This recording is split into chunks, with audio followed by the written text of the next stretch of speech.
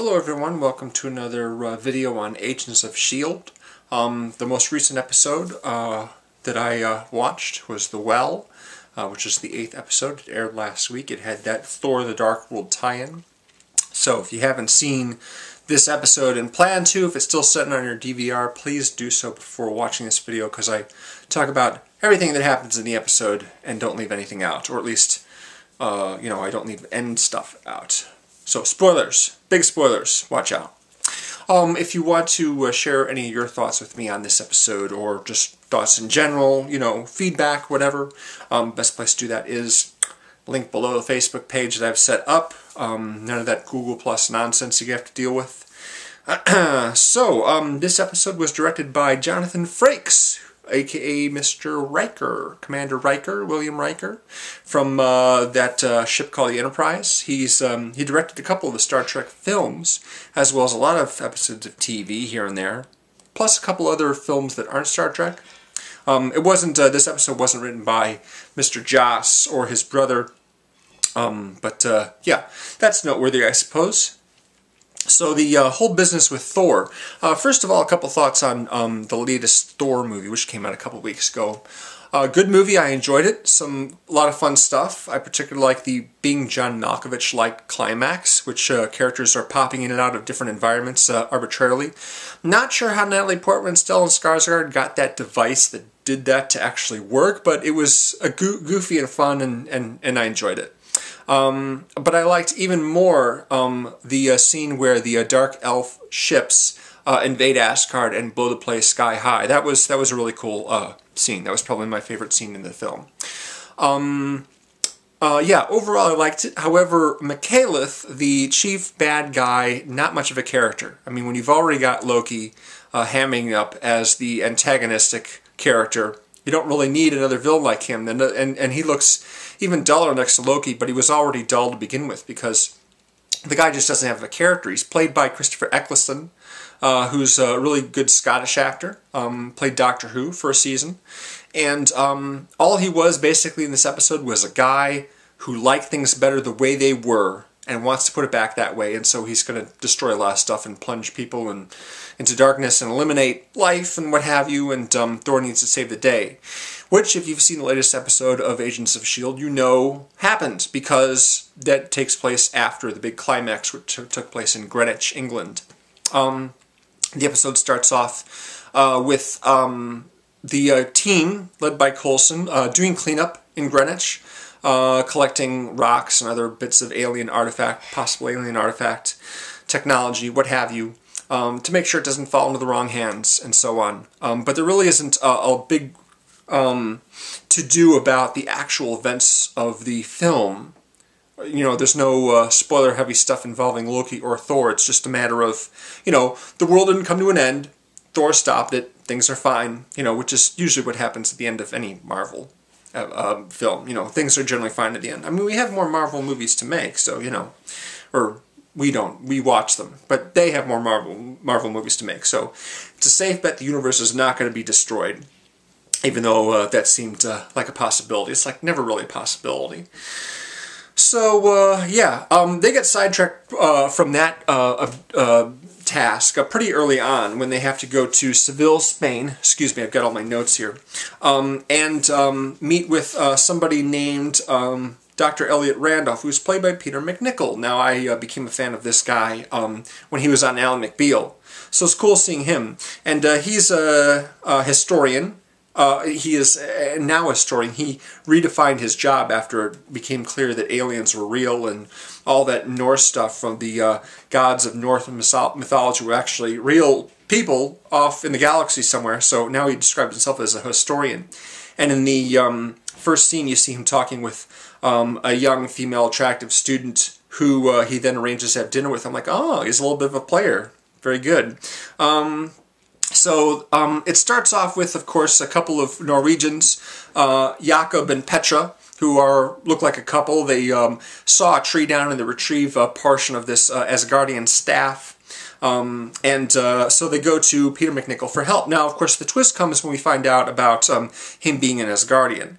And Coulson has a couple of clues that he mentions about that. First of all, his expensive pen, too expensive for a history professor.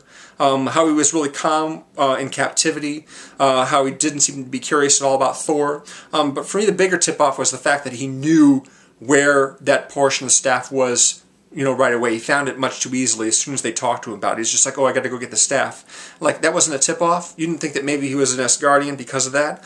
I was kind of hoping he would turn out to be the Asgardian that they talked about, the one who stayed behind after the war and decided to live on Earth just because he liked it so much.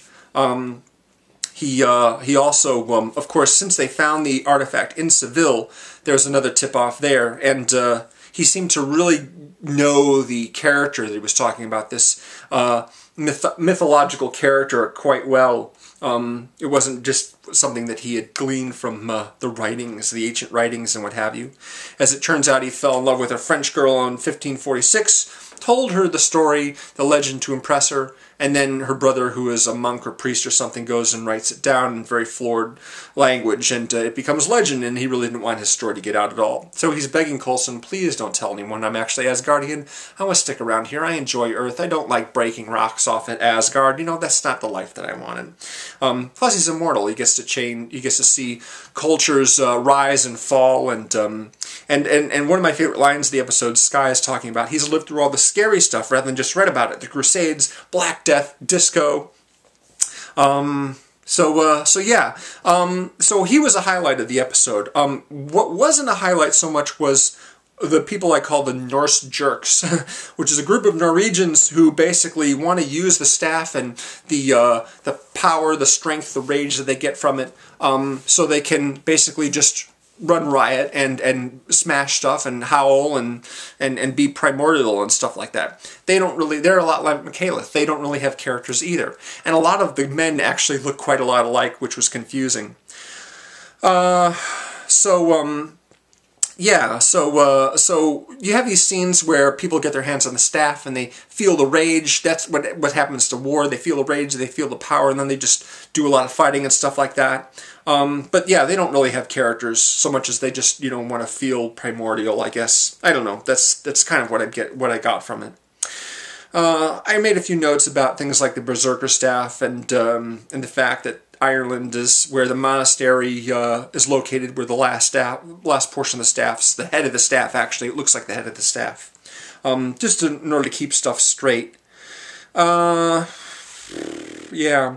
There's a scene in the end where Ward is, and May as well, she joins the fight, is fighting one of the Norse Jerk dudes. And I was wondering, why does this guy only have 2 pieces of the staff? There was the earlier scene where he's looking through the notes trying to find the last one, and he's got 2 pieces already.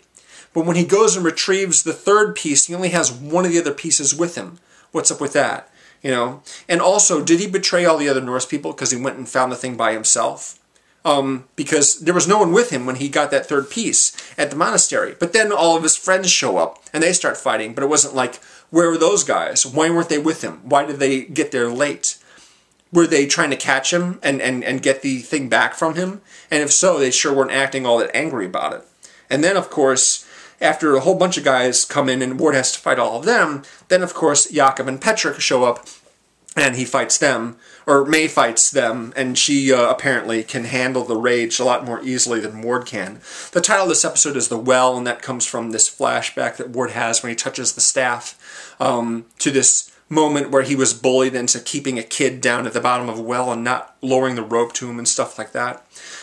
So he's ashamed of that, and that sort of is what fuels his rage, I guess. And Randolph tells him it'll take a couple of decades to shake off the rage. The strength will go away quickly, and then he'll be tired, but the rage will stay for a while. And he's just like, oh, that's just great, thanks. A couple other lines that I liked in this episode. Sky describes, when they're looking for the artifact of the staff in Seville, she describes the room she's in as the slightly less creepy dungeon room place. And I don't know if this is a trend with Joss Whedon, but it seems like something that he would, the kind of dialogue that he or his writers would go with, She describes it as a dungeon, but then she generalizes several steps further. She goes, dungeon room place, which is like, okay, a room is a more simplified version of dungeon, and a place is a more simplified version of room. So it's like all she had to say was dungeon, and I don't know why she's going on like that. I've been actually reading a couple of online reviews. I haven't really been reading the episode reviews from websites just because I wanted to, have my own take on it. But I decided to read a couple episodes, a couple of reviews about this one. And the complaint that they have is generally about some of the unlikability of the characters, but also just that the series tends to bide its time a lot with these overarching storylines. And sometimes I agree with that, and sometimes I don't. There usually is, in a Joss Whedon series, in a particular season, you have a villain that they confront in the end, and there's a storyline that sort of spans several episodes involving that. But we only gotten hints about stuff like that will happen. Most of what we learn about is either May's got a troubled past, or Coulson doesn't know what really happened to him, or Skye's looking for her parents, or something bad happened with Ward and his brother when he was a little kid. But it's all just hinted at here and there, just little hints here and there, and we don't really learn anything. And some of these reviews are saying, look, guys, we need to have a long storyline, that there's a focus of in each episode. All this Monster of the Week stuff is getting tiring. And I'm like, well, this is usually how a Whedon series goes. If it's Dollhouse, or if it's Buffy or Angel, well, Firefly really stayed pretty episodic because the series was so short. But things really sort of come to head in the latter half of the season. And there's going to be a full season of these shows. But the worry apparently is that although Disney and ABC have really supported this series, and it's apparently the most expensive series that's on TV right now, the ratings and the just general fan support haven't been what they were hoping for, and so it may only last a season if it doesn't prove to be as popular as they need it to be in order to justify the cost of it. So I don't know whether or not changing the formula will help at all. I can't say I hated this episode, but there was stuff about it that I wasn't crazy about. It had its moments, They all have their moments here and there. And although I don't like this one as much as the last previous couple, I guess, and The Girl in the Flower Dress, that was a good one. And I Spy, yeah, those are probably the best ones that have aired so far. But yeah. Like I said, let me know if you have any thoughts on this. I know I get a nice comment from Puckbon007 on Facebook whenever I put one of these up, so thanks very much for that, Mr. EJ. Mr. Bond, excuse me. And of course we still have the Movie Reviewers 100 going on. We're posting videos on that every week, so there's a page for that as well. Please join us there for that. And there'll be a new episode next week, so...